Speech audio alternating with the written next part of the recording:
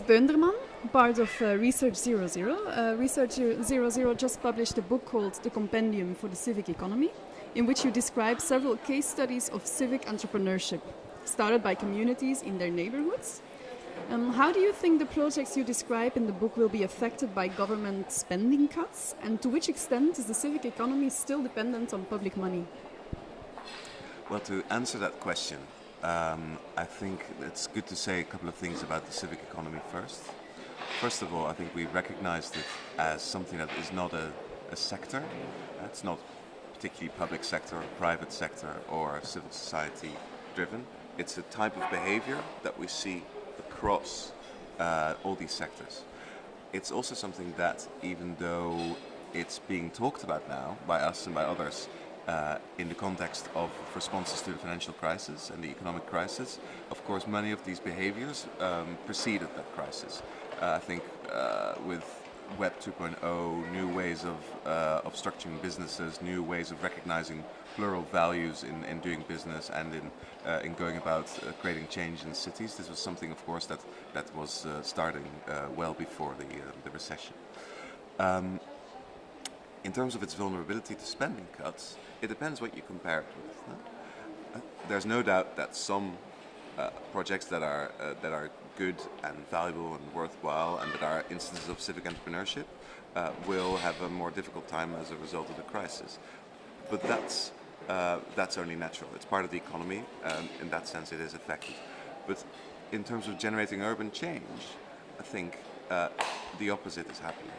The ways of working that we've been seeing in cities, which in Britain was called the urban renaissance, which was the heavy real estate driven regeneration of the last decades, that's been affected by the crisis much more so than this type of behavior that we're describing in the book.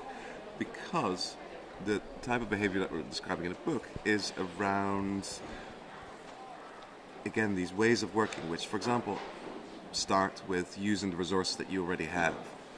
Physical resources, human resources, micro capital resources that citizens or companies can unleash in different ways. Now, those are ways of working which are actually relatively resilient to cuts, relatively resilient to a different economic climate. They're not heavily levered in terms of having to borrow money. And actually what we're seeing is how civic entrepreneurs find new ways of unlocking resources. So, for example, the Hub used crowdsourcing of funding as a key way to be independent of public subsidy. By going out to a network of 200 people, asking for between 500 and 2,000 pounds, let's say, they could create a significant amount of money to create a new building, which was an experimental venture at that time.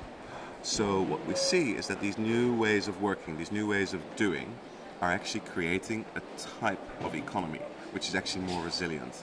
If you compare that to the ways in which we've been making change in cities, which was very heavily dependent on capital expenditure, very heavily dependent on real estate-driven strategies, they were vulnerable, they created thin value, they created mostly exchange value as opposed to deep value in terms of sustainable workplaces, more energy efficient networks and peer-to-peer ways of working and learning and sharing resources.